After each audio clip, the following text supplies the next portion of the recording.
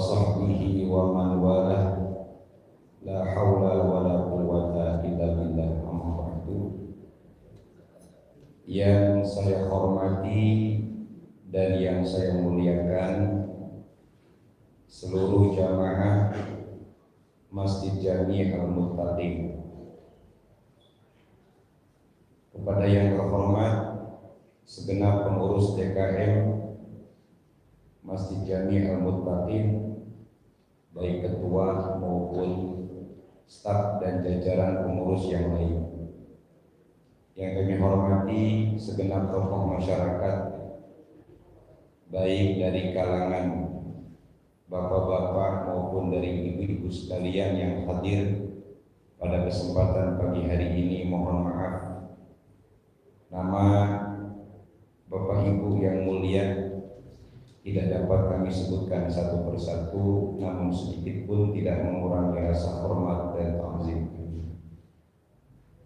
Sebelum kajian kita mulai, seperti biasa bersama-sama kita membaca Ummul Quran Suratul Fatihah, di mana bacaan ini kita niatkan pahalanya untuk Shahibul Hajat pada kesempatan pagi hari ini, yakni Bapak Muhammad Aldin Mufraddin, Ibu Siti Nazilah Unfah, Ananda Zidni Ilma Zahra, Ananda Muhammad Akbar Surya Negara.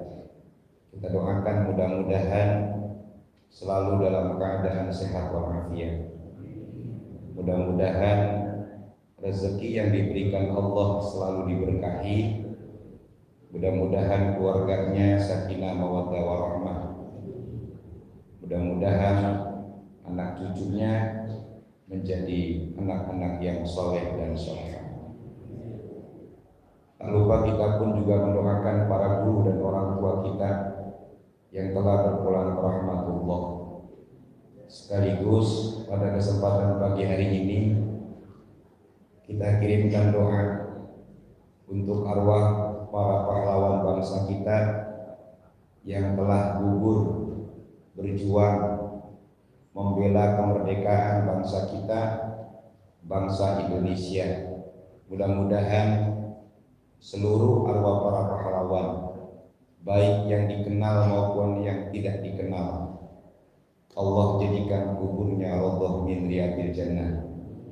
Mudah-mudahan amal baktinya untuk bangsa dan negara Allah balas dengan balasan pahala yang berlipat ganda. Dosa-dosa mereka mudah-mudahan diampuni. Kita sebagai anak bangsa, sebagai generasi penerus bangsa, mudah-mudahan selalu diberikan kekuatan iman dan Islam kita.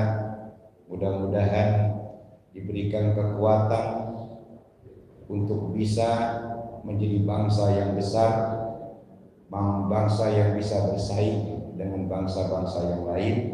Semoga bangsa kita hidup makmur, damai, tentrem, menjadi bangsa yang maju, bangsa yang mandiri. Doaillah bisyafaati Rasulullah Muhammadin sallallahu alaihi wasallam al-Fatihah khususan ila arwahi jami' ulama'ina wa masyayikhina wa jami'i arwahi syuhada,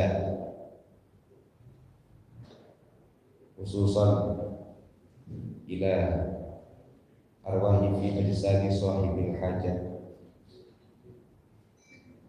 Lahumul Fatihah.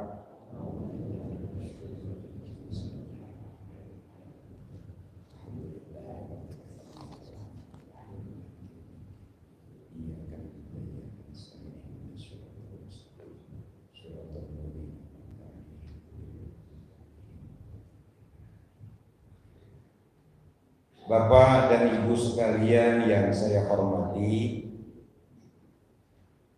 teks pembahasan sudah dibagikan semua. Cukup apa kurang? Cukup? Cukup nggak cukup? Cukup-cukupin aja. Baik, pada kesempatan pagi hari ini, judul yang kita bahas tentang keutamaan sholat sunnah isyraq dan sholat duha. Sekarang Bapak Ibu saya tanya, mungkin kalau sholat duha sudah lumrah, sudah maklum, rata-rata kita tahu apa itu sholat duha. Yang jarang orang tahu kalau ditanya tentang sholat sunnah isyraq. Kalaupun tahu, hanya beberapa gelintir orang saja. Maka pada kesempatan pagi hari ini, dalam rangka menambah khazanah ilmu pengetahuan agama kita, tema yang kita bahas tentang keutamaan sholat sunnah isyraq dan sholat sunnah duha. Mudah-mudahan sesuai dengan jadwal selesai kita bahas. Silakan Bapak Ibu lihat naskah yang sudah dibagikan. 1. Sholat isyraq. Apa sholat isyraq itu? Sholat sunnah yang dikerjakan di waktu syuruk. Sholat sunnah yang dikerjakan di waktu syuruk. Pernah dengar waktu syuruk? Pernah? Baik. Sekarang kapan sih waktu syuruk itu? Ayo, sekarang kita tinjau dari segi bahasa dulu. Syuruk dalam kamus bahasa Arab artinya terang atau menerangi. Terang atau menerangi. Syuruk. Maka ulama memberikan pengertian bahwa waktu syuruk adalah waktu di mana matahari setelah terbit tingginya seukuran tingginya tombak. Loh, kalau begitu berarti waktu syuruk itu waktu awal duha dong? Iya. Waktu syuruk itu waktu di awal dalam sholat duha. Oh, berarti waktu syuruk itu waktu di mana matahari naik sampai setinggi tombak. Berarti waktu syuruk itu kurang lebih antara 15 sampai 20 menit setelah matahari terbit. Yuk, sekarang matahari terbit. Kira-kira jam berapa sekarang ini? Kurang lebih jam 6. 5:59 atau jam 6 kurang sedikit. Setelah matahari terbit pada pukul 6 misalkan, kurang lebih antara 15 sampai 20 menit, itulah yang disebut dengan waktu syuruk. Dalam kata lain, disebut dengan awal waktunya sholat duha. Jadi bukan terbitnya matahari, bukan, tapi matahari setinggi tombak. Itulah yang disebut dengan waktu syuruk. Sholat sunnahnya disebut dengan sholat sunnah isyraq. Waktunya waktu syuruk, sholat sunnahnya disebut dengan sholat sunnah isyraq. Kira-kira paham Bapak Ibu? Paham? Baik. Saya sampaikan di sini hadis riwayat Imam Tabrani dan Imam Tirmizi.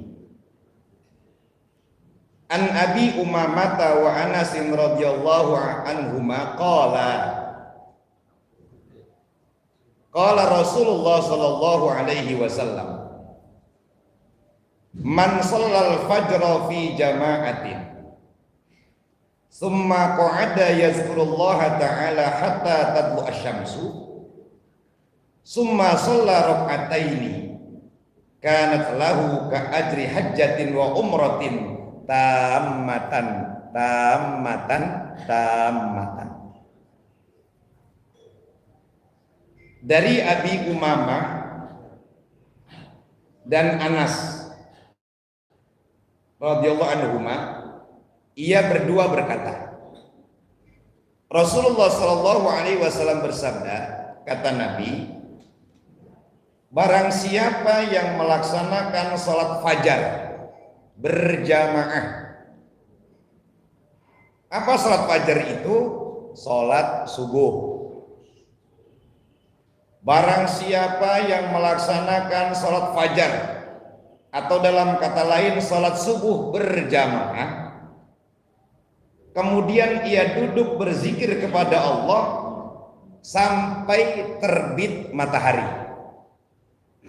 lalu kemudian ia mengerjakan sholat sebanyak 2 rakaat yang disebut dengan sholat sunnah isyraq, maka baginya mendapatkan pahala sama seperti ganjaran pahala haji dan umroh sempurna. Oh begini Bapak Ibu,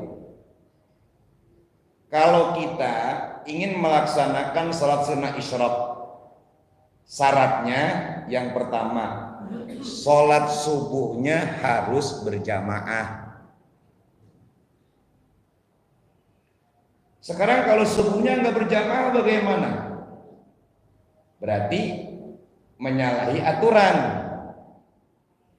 Karena Nabi mengatakan di awal, barang siapa yang sholat fajar, sholat subuh berjamaah. Berarti kalau yang tidak berjamaah sudah tidak bisa lagi melaksanakan sholat sunnah isyraq.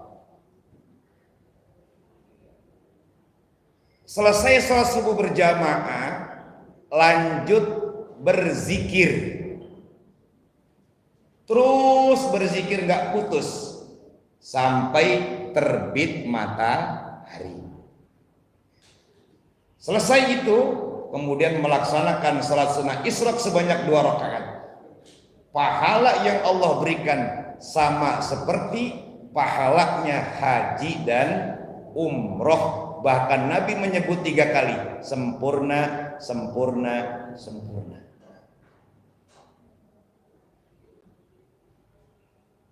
Pagi ini kita bisa melaksanakan sholat sunnah isyraq nanti.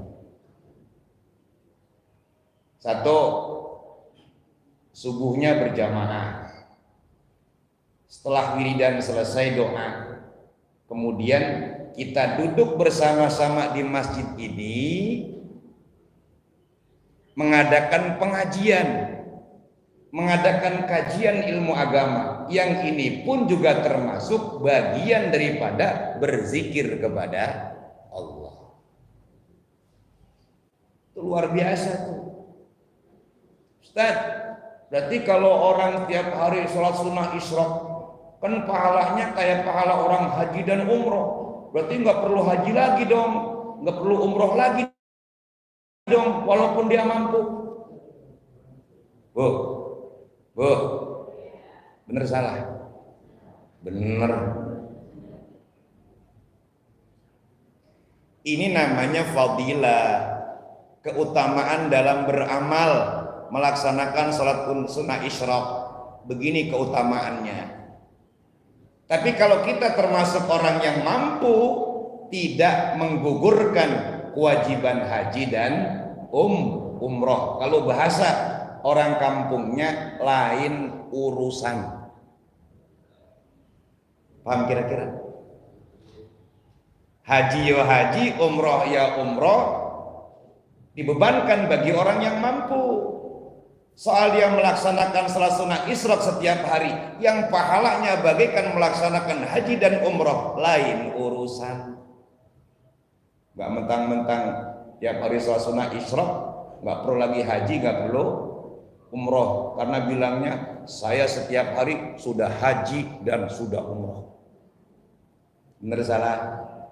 Salah. Yang betul, hajinya dikerjakan, umrohnya dikerjakan, sholat sunnah isyraqnya dilaksanakan. Yang betul. Coba Bapak Ibu lihat yang bawah. Keterangan. Maksud duduk berzikir kepada Allah di sini ialah terus-menerus berada di tempat sholatnya atau di masjid yang ia gunakan sholat. Oh, berarti begini. Tadi dikatakan oleh Nabi, sholat subuh berjamaah lanjut duduk berzikir kepada Allah. Ini maksudnya apa ini? Selesai sholat subuh berjamaah lanjut dengan zikir secara terus menerus di tempat dia sholat atau di masjid yang ia gunakan sholat berjamaah. Misalkan tadi sholat subuh berjamaahnya di saf depan, pas bagian pojok, selesai wiridan doa, orang-orang pulang, dia masih bersila di situ. Dia baca zikir, dia baca tahlil, dia baca tahmid, dia buka Yasin, dia buka surat Al-Waqi'ah, dia buka juga surat Al-Muluk Tabarak. Karena waktu terbitnya matahari masih panjang, dia tambah lagi salawatan 1000. Dia buka lagi Al-Quran. Masih di tempat dia pertama melaksanakan sholat subuh berjamaah. Bisa nanti sholat isyraq begitu. Atau misalkan dia pindah tempat. Biasanya kalau dia wiridan memang yang dicari tiang. Apa yang dicari? Tiang sama senderan. Kebetulan kedapatan sholat subuh berjamaah di depan, pas di belakang imam, kan nggak bisa nyender. Akhirnya apa? Dia mundur atau ke samping cari senderan. Sampai terbit matahari berzikir. Boleh nanti sholat sunnah isyraq? Boleh. Kan sudah pindah dari tempat duduknya karena masih berada di masjid yang ia gunakan sholat. Boleh. Juga tidak menafikan berdiri untuk semisal tawaf. Ini buat orang yang sholat subuh berjamaah di Masjidil Haram. Selesai sholat subuh berjamaah, karena nunggu terbit matahari kan masih lama, akhirnya dia tawaf. Tawaf duduk apa berdiri, Bu? Bapak? Berdiri. Loh, hadis nabinya kan qa'ada yazkurullah. Oh, berarti penafsirannya di situ intinya tetap meneruskan zikir kepada Allah walaupun tidak duduk. Semisal berdiri, berjalan karena melaksanakan tawaf di Baitullah. Terbit matahari, kemudian sholat sunnah 2 rakaat, bisa melaksanakan sholat sunnah isyraq walaupun tidak duduk. Bisa juga menuntut ilmu dan berada di majelis mau'izah di masjid. Nih kayak gini kita nih. Ya kan kita kan tadi sholat subuh berjamaah kan masing-masing tempatnya kan beda ini.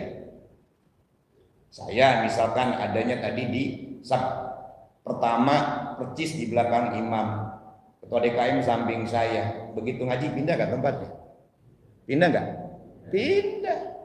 Tapi nanti sampai terbit matahari selesai ngaji, pas waktu suruk, boleh nggak sholat sunnah isyraq kita? Boleh. Intinya sholat subuh berjamaah lanjut zikir. Sekarang begini, Ustaz, selesai sholat subuh berjamaah, wiridan selesai doa, lalu kemudian apa? Ngobrol sama temennya. Ngomongin apa? Tender. Ngomongin usaha. Ngomongin kerjasama. Isinya tidak berzikir kepada Allah. Ngobrol sampai terbit matahari. Nggak bisa nanti sholat sunnah isyraq. Kenapa? Karena kegiatannya tidak lagi berzikir, sudah dipotong dengan kegiatan yang lain.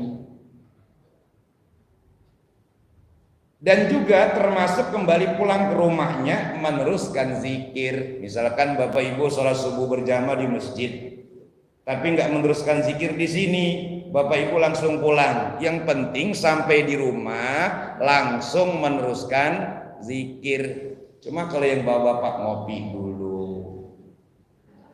yang ibu-ibu makan nasi uduk dulu. Kira-kira umpama sampai terbit matahari, boleh nggak tuh salat sunnah isyraq nanti? Nggak boleh. Nah, kesimpulannya begini.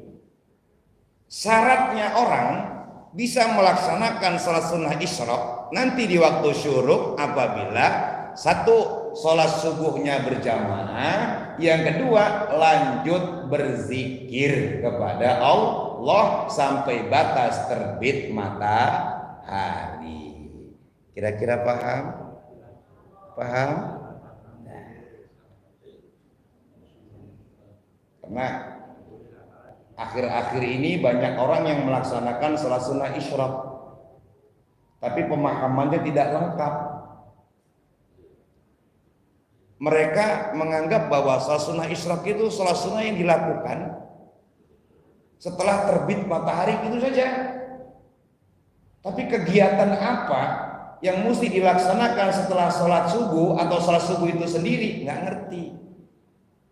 Nah, sekarang kita sama-sama tahu kapan kita baru bisa sholat sunnah isyraq. Satu, subuhnya berjamaah. Dua, lanjut berzikir sampai terbit matahari.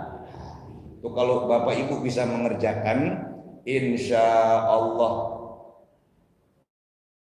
bekal amal kita yang akan kita bawa pulang menghadap Allah untuk kebahagiaan kita di akhirat, insya Allah dijamin banyak, dijamin banyak. Sama seperti pahalanya haji dan umroh. Haji umroh mahal murah, Bapak? Mahal murah? Mahal. Reguler murah Ustadz, 53 juta. Dari 95 kan disubsidi. Buat orang yang uangnya banyak murah, buat orang yang rezekinya pas-pasan mahal. Umroh 31 sampai 35 buat orang yang rezekinya banyak murah, buat orang yang rezekinya serba cukup mahal. Pas-pasan mahal. Dah buat kita nih yang belum haji belum umroh, karena belum punya rezeki lebih, silakan kerjakan salat sunnah isyraq. Yang penting subuhnya berjamaah, lanjut zikir. Nah, silakan Bapak Ibu yang bawa lagi. Ini saya ajarkan tata cara salat sunnah isyraq dengan metode khusus. Metode khusus. Ini yang umum gini, umum nih. Ini yang umum gini. Salat sunnah 2 rakaat dengan niat salat sunnah isyraq. Suratnya bebas. Suratnya bebas. Surahnya bebas. Itu umum. Kalau yang di sini tata cara salat sunnah isyraq yang bersifat khusus. Coba kita baca ya sama-sama. Ini perhatikan. Dalam hadis lain riwayat Imam Ibnu Abbas radhiyallahu anhu, Rasulullah bersabda, barang siapa yang melaksanakan salat fajar berjamaah kemudian iktikaf. Jadi kalau bahasa kita salat berjamaahnya di masjid, kemudian nggak pulang, meneruskan iktikaf di masjid sampai terbit matahari. Tadi udah niat iktikaf udah? Bapak Ibu sudah? Sudah niat iktikaf udah? Alhamdulillah. Karena diamnya Bapak Ibu di masjid ini tanpa berzikir sekalipun, kalau sudah diniatkan iktikaf, maka sama seperti orang yang sedang mengerjakan kebajikan dan dosa kita diampuni. Tuh enaknya orang diam di masjid niat iktikaf. Iktikaf sampai terbit matahari, kemudian melaksanakan sholat sebanyak 4 rakaat berturut-turut. Ini berarti 4 rakaat 1 kali salam. 4 rakaat 1 kali salam, tidak pakai duduk tahiyat awal. Bablas berarti usolli sunnatal isyraq arba'a raka'atin lillahi ta'ala, 4 rakaat, tidak pakai tahiyat awal, langsung bablas, 4 rakaat 1 kali salam. Ini tata caranya nih Bu, Bapak. Pada rakaat pertama membaca Al-Fatihah, ayat kursinya 3 kali, Al-Ikhlasnya 7. Paham ya? Ayat kursi berapa? 3. Al-Ikhlas 7. Lanjut rakaat kedua, membaca Fatihah, lanjut membaca surat Asy-Syams 1 kali. Apa itu? Wash Syamsi. Kalau bahasa orang kampung tuh kalau ngaji juz amma, surat Wasyamsi nyebutnya. Surat apa? Wasyamsi. Suratnya Asy-Syams, awal surahnya Wasyamsi waduhaha dan seterusnya. Hafal kan? Hafal ya? Ustaz nggak hafal. Ibu di rumah punya, Bapak punya Quran yang besar nggak? Nggak punya? Udah gini aja. Punya handphone kan? Download yang aplikasi Al-Quran. Sebelum mulai sholat persiapkan dulu. Cari surat Asy-Syams. Udah ya? Terus ibu taruh di kantong. Kalau perempuan gimana naruhnya di kantong? Kan sholatnya pakai rukuh, pakai mukena. Daster. Ibu cari meja yang kira-kira pas giliran baca ngambil handphonenya nggak pakai merunduk gitu loh Bu, Bapak. Paham ya? Yang penting kan begini. Lakukan gerakan di luar sholat, jangan sampai 3 kali berturut-turut, kan gitu yang penting. Jadi nggak ada alasan bagi kita. Kalau kemudian nggak hafal, kemudian nggak baca. Kalau kita bisa baca Al-Quran, silakan sambil baca dipegang mushafnya. Bisa juga pakai handphone. Ambil, diam dulu, angkat, scroll. Kalau jari mah nggak apa-apa, kalau jari, iya, scroll. Selesai baca, taruh, diam dulu. Nah gitu. Intinya kan gini, jangan sampai ada 3 gerakan berturut-turut, tidak ada jeda waktu. Diam, itu baru membatalkan sholat. Paham kira-kira ya? Nah. Ketiga, membaca Al-Fatihah sama surat At-Thariq. Was-samaa'i wat-thariq. Apa enggak nih? Enggak juga. Enggak apa-apa, siapin lagi. Deket kok itu kok. Tinggal scroll aja, betul enggak? Sekarang zaman canggih enak. Kalau kita nggak bisa baca Quran lewat mushaf yang biasa kita baca tuh dalam bentuk buku, ya kita bisa lihat apa? Handphone. Kalau laki-laki yang enak pakai apa? Baju koko dikantongin. Maka jangan heran kalau Bapak Ibu ke Mekah, di Mekah sana banyak orang-orang yang ketika sholat berjamaah sambil menyimak imamnya membaca Al-Quran, dia sambil pegang Al-Quran. Jangan heran ya. Yang penting prinsipnya apa? 3 gerakan, jangan sampai berturut-turut.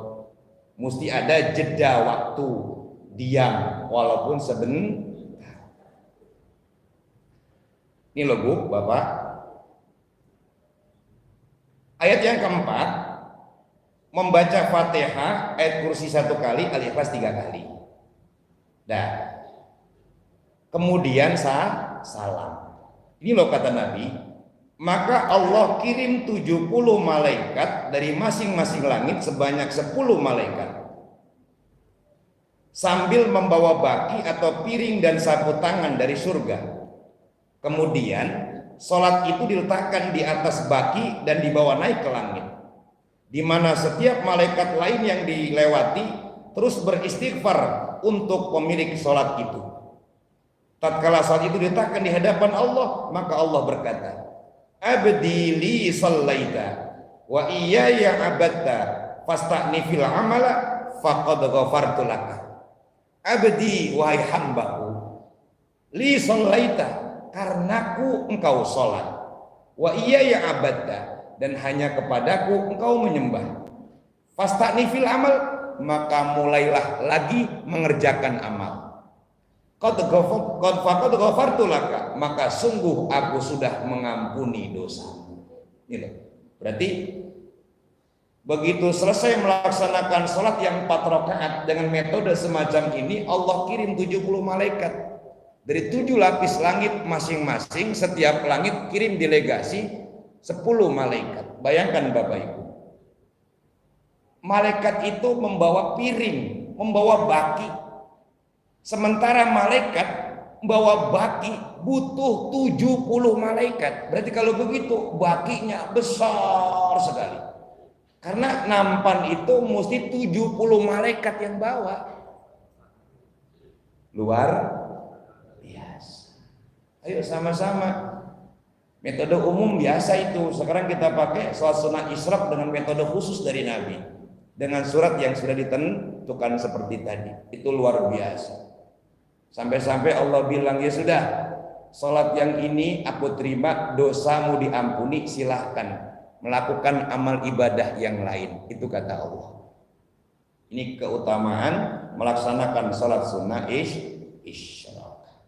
Bapak Ibu silahkan balik ke belakang, halaman 2. Sholat duha.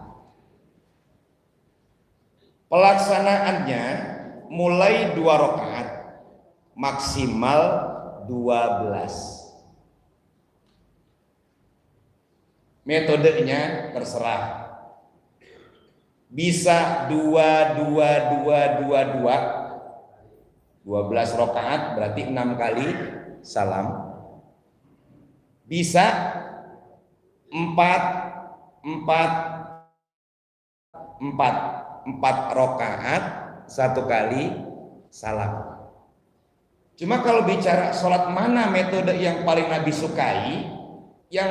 sukai, urusan sholat sunnah, Nabi lebih menyukai sholat sunnah dikerjakan 2. Berarti 2 rakaat salam, 2 rakaat salam. Itu metode yang disukai Rasulullah. Orang yang bisa melaksanakan sholat duha 12 rakaat, Nabi mengatakan, banallahu lahu baitan fil jannah. Allah bangunkan satu rumah yang megah di dalam surga. Jadi kalau kita bisa mengerjakan sholat duha 12 rakaat setiap hari, berarti kita sudah membangun rumah kita di dalam surga. 1 hari 1 rumah. Kalau 1 bulan 30 hari full kita mengerjakan itu, berarti kita sudah punya 30 rumah. Kalau 1 tahun full 360 hari, terus 12 rakaat istiqomah, berarti berapa? 360 rumah. Kalau 10 tahun 3.600 rumah. Ustaz, buat apaan kebanyakan rumah? Emang bisa dikontrakin? Wah, apa kok kontrakin? Gini Bapak Ibu, orang kalau asetnya banyak, apalagi rumah dan bangunan serta tanah, menandakan bahwa itu orang kaya raya. Berarti besok di akhirat bisa kita saksikan bersama-sama, siapa di antara kita yang istananya di surga paling megah, istananya di surga paling mewah, berarti dialah orang yang disebut dengan kaya amal soleh. Kan kebanggaan itu, betul nggak? Apalagi kalau buat laki-laki ada janji dari Allah, nanti dilayani oleh para bidadari yang cantik-cantik. Satu orang disiapin 70 bidadari. Satu orang Bu disiapin berapa? 70 bidadari. Kalau perempuan cukup begini saja, menikmati nikmat surga udah di atas segala-galanya. Iya, Bu, Bapak. Nih. Ayo, sekarang kita bicara dalil. Ketika Allah memberikan motivasi beramal soleh untuk laki-laki, kadang-kadang ada janji di surga dikasih bidadari. Karena bahasa kita begini, sekaya-kayanya laki pasti ujung-ujungnya yang dicari apa? Perempuan kan? Betul nggak? Tapi kalau sekaya-kayanya perempuan, sama laki-laki sudah lupa. Buktinya banyak para artis umurnya sudah tua, umurnya sudah uzur, tapi nggak segera menikah. Kenapa? Karena sudah hidup mewah, menikmati harta benda yang ada. Laki-laki belum cukup kalau sampai di situ. Makanya memotivasi buat laki-laki dengan menggunakan bidadari. Kalau perempuan cukup kenikmatan surga. Tapi tetap begini Bu, perempuan yang paling cantik di surga bukan bidadari, tapi perempuan dunia yang masuk surga. Artinya begini, kalau suami ibu masuk surga, maka pertama kali perempuan yang akan dia cari adalah istrinya dulu di dunia. Nggak mungkin bidadari. Berhubung istrinya dicari nggak ketemu, ya wis lah. Makanya kerjasama ya, supaya sama-sama masuk surga. Jadi ibu-ibu yang solehah-solehah ini nanti di surga paling cantik, kecantikannya mengalahkan bidadari. Itu pasti. Saya bertanya ibu saya, Sirod, kalau ada laki-laki menikah lebih daripada satu, nanti di surga, kalau ada perempuan menikah lebih daripada satu, kira-kira di surga dengan siapa dia? Ayo. Laki-laki kan jelas Bu, maksimal kan 4 di dunia aja boleh. Sekarang urusannya begini, kalau perempuan 2 kali menikah dengan laki-laki yang berbeda, kira-kira di surga sama siapa nanti dia? Ayo. Yang pertama belum tentu. Makanya ibu saya nanya, kira-kira sama siapa? Saya bilang sama yang pertama, menurut sebagian ulama. Bisa juga dengan yang terakhir, menurut sebagian ulama. Bisa juga dia boleh milih siapa laki-laki yang paling soleh di antara suaminya itu. Intinya diberikan kebebasan. Soleh semua bingung ya Bu ya? Bu, bingung ya kalau soleh semua ya? Udah bungkus dua-duanya.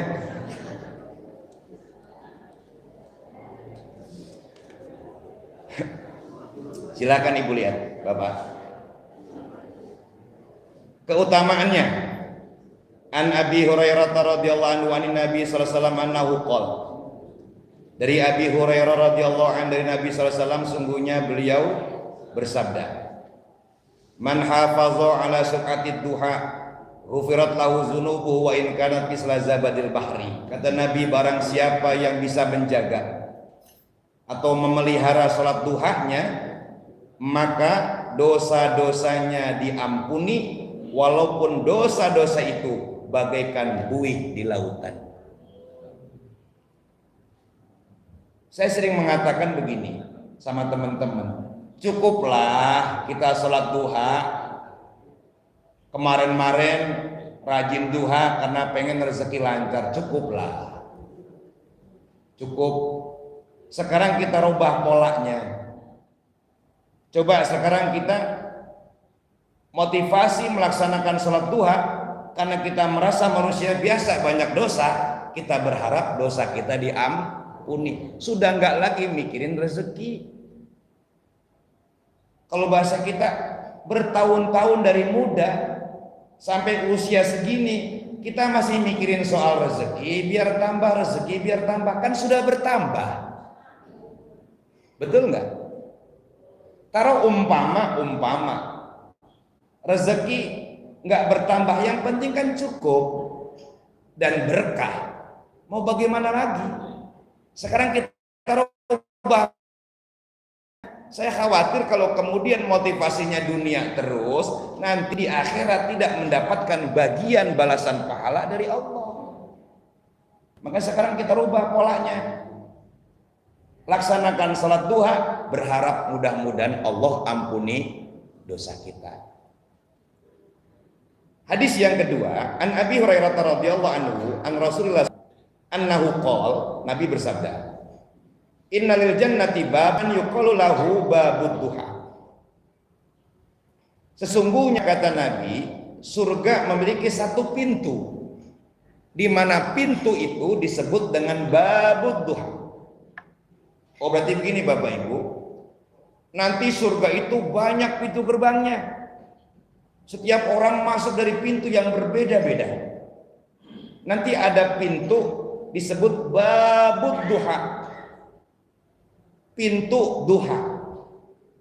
Yang kalau Nabi katakan, fa iza kana yaumul qiyamati nada munadin, tatkala hari kiamat terjadi, malaikat memanggil, ainal ladzina kanu yudawimuna ala salatid duha, haza babukum fadkhulu. Di manakah orang-orang dulu semasa hidupnya di dunia langgeng terus-menerus melaksanakan salat duha? Haza babukum, ini loh pintu kalian, fadkhulu, maka masuklah. Oh, berarti orang-orang yang rajin melaksanakan salat duha, istiqomah semasa hidupnya, nanti di akhirat akan dipanggil oleh malaikat yang menjaga gerbang pintu, namanya babud duha. Kalau bahasa kita, oh berarti orang yang rajin salat duha sudah megang tiket masuk surga lewat pintu namanya babud duha. Ucuk anak muda, Pak malaikat, saya boleh masuk gak? Kata malaikat, enggak. Loh, kan saya dipanggil tadi, kan saya juga salat duha. Kata malaikat, kamu salat duha tapi jarang-jarang. Berarti ini berlaku untuk siapa? Orang yang salat duhanya Ada yang bilang begini, Ustadz, saya kerjanya jauh, berangkat pagi, kayaknya nggak mungkin deh saya bisa melaksanakan sholat duha. Berangkat pagi saya. Dah, sekarang Bapak Ibu saya tanya, naik apa? Mobil, motor. Dah, yang penting begini Bapak Ibu, wudhu dulu, kemudian nutup aurat. Lakukan sholat sunnah di atas kendaraan, boleh. Gimana Ustaz caranya? Semampu ibu melakukan gerakan, mulai dari ruku sampai sujud. Kalau naik sepeda motor ya cukup isyarat aja. Dengan cara apa? Manggut. Ustaz sedekap apa enggak? Oh sedekap. Mau naik motor kok sedekap ya. Terus saya menghadap kiblatnya kemana? Sesuai dengan arah kemana motor itu jalan. Kan sholat sunnah begitu. Yang naik mobil juga bisa. Artinya Bapak Ibu, kalau memang kita ngerti ilmunya, dimanapun saja kita bisa melaksanakan sholat duha dengan prinsip apalagi kita naik mobil kemudian ada supir pribadi, lebih enak. Di mobil lebih enak sambil duduk, rukunya sama seperti orang yang sholat sambil duduk, kan bisa.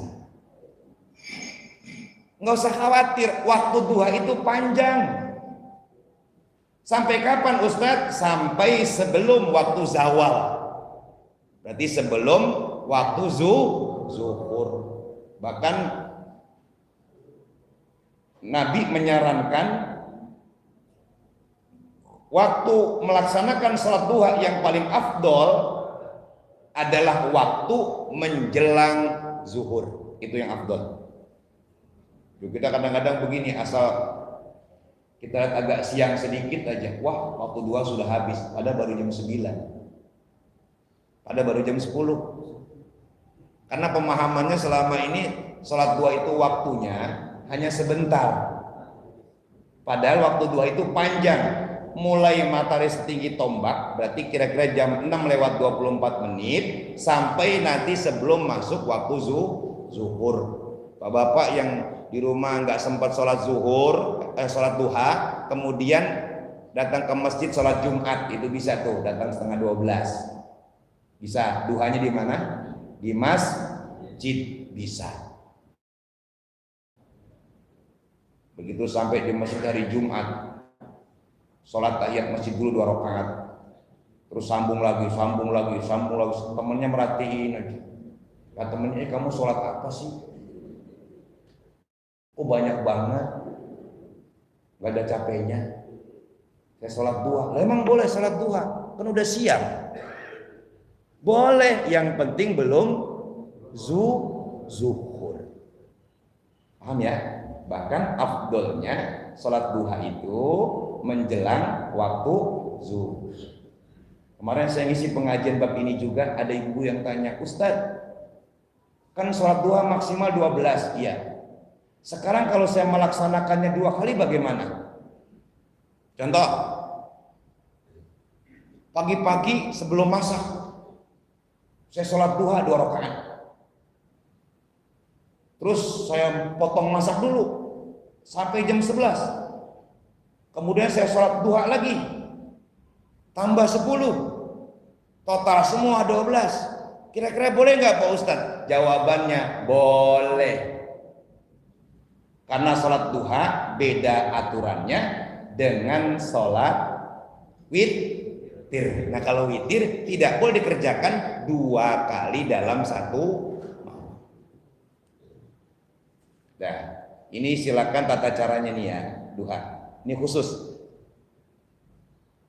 Cara pertama 2 rakaat. Setiap rakaatnya membaca Al-Fatihah dan Al-Ikhlas 10 kali. Ini cara pertama nih.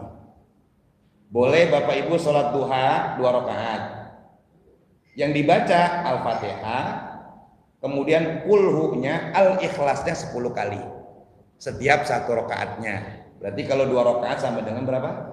20. Bisa cara yang kedua, 4 rakaat 1 kali salam. Setiap rakaat membaca Fatihah dan surat Al-Mu'awwizatain. Apa itu? Al-Falaq, An-Nas. Duhanya 4 rakaat 1 kali salam. Rakaat pertama Fatihah, Al-Falaq, An-Nas. Rakaat kedua Fatihah, Al-Falaq, An-Nas. Ketiga Al-Falaq, An-Nas. Keempat Al-Falaq, An-Nas. Fatihah dulu tapi. Sampai 4 rakaat 1 kali salam. Itu kalau kata Nabi, dosa-dosanya selama 40 tahun diampuni Allah. Banyak gak 40 tahun? Banyak ya. Ustaz, berarti kalau tiap hari mengerjakan begini, tinggal dikalikan dong 40 tahun kali sekian. Wah berarti saldo dong, saldo. Kegeeran. Soalnya begini Bapak Ibu. 1 kali orang melakukan perbuatan maksiat, di sisi Allah nanti ada hukuman tertentu. Berapa lama dia di neraka gitu lah. Paham ya? Berapa lama dia di neraka karena dosa itu gitu. Bisa jadi 40 tahun ini kortingan gitu loh. atas dosa yang hukumannya sekian puluh tahun gitu loh. Maka kalau bahasa kita, semoga dosa kita dikurangi Allah. Kan bicara dosa berarti bicara pasik siksa gitu loh Pak Bu, paham ya? Jangan kita kegeeran, wah berarti saya bersih dong dari dosa. Oh, bersih dari dosa nggak gitu, karena satu dosa hukuman siksa di neraka ada yang sekian ratus tahun gitu loh, ada yang sekian puluh tahun gitu. Jadi kalau bahasa dosa 40 tahun diampuni Allah, berarti bahasa kita dapat kortingan gitu. Siksaan karena dosa itu selama 40 tahun. Ya kalau bahasa kita dikurangi gitu loh hukumannya. Kayak orang melakukan kesalahan A, hukumannya di penjara umpama 10 tahun. Karena berbuat baik akhirnya apa? Hukumannya dikurangi. Namanya apa? Remisi. Betul nggak? Kira-kira gitu. Lain nama abolisi ya. 3, 12 rakaat. Setiap rakaatnya Fatihah dan Al-Ikhlas 3 kali. Ini berarti 12 rakaat, metodenya 2 6 kali salam. Dan ini yang keempat. Ini yang jarang orang kerjain, silakan Bapak Ibu kerjain. 4 rakaat sholatnya 1 kali salam. Rakaat pertama Fatihah 10 kali, ayat kursi 10. Paham ya? Rakaat kedua Fatihah 10, Al-Kafirun 10. Rakaat ketiga Fatihah 10, Al-Falaq An-Nas 10. Jadi baca Al-Falaq An-Nas 1, Al-Falaq An-Nas 2, 10 kali baca. Paham ya? Ibu boleh nanya, Ustadz ini bacanya Al-Falaq 10, An-Nas 10, enggak, sepaket. Al-Falaq An-Nas 1, Al-Falaq An-Nas 2, gitu hitungannya, sepaket. Kalau bahasa kita 10 Pak, paket. Yang keempat Fatihah 10 kali, Al-Ikhlas 10 kali. Selesai salam istighfarnya 70, tasbihnya 70. Ini loh. Maka Allah tolak keburukan dari penduduk langit dan bumi, serta Allah tunaikan baginya 70 hajat dunia dan akhirat. Yang keberapa tadi?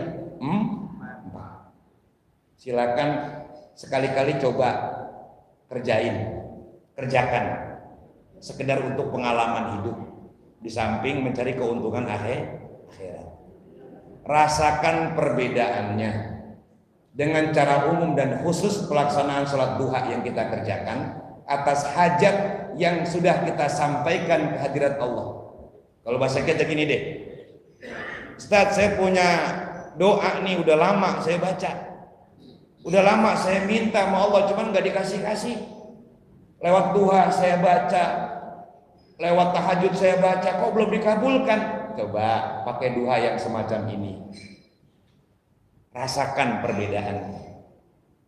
Karena ini saya ambilkan dari hadis Nabi yang dicatat dalam kitab Al-Ghunyah karangan Syekh Abdul Qadir Al-Jilani. Sebetulnya banyak, ini hanya saya ringkas saja. Metode tata cara khusus dalam melaksanakan sholat duha. Dah silakan Bapak Ibu kerjakan. Masih ada waktu nggak kira-kira? 6 seberapa? Cukup. Udah jelas?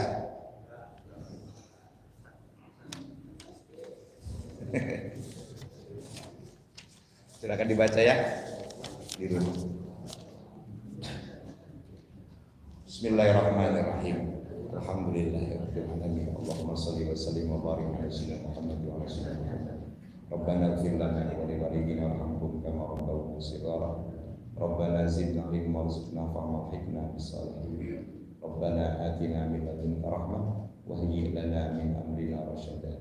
Rabbana atina fid dunya hasanah wa fil akhirati hasanah wa qina adzabannar. Wa sallallahu ala sayyidina Muhammad walhamdulillahi rabbil alamin. Sekian, mohon maaf. Assalamualaikum warahmatullahi wabarakatuh.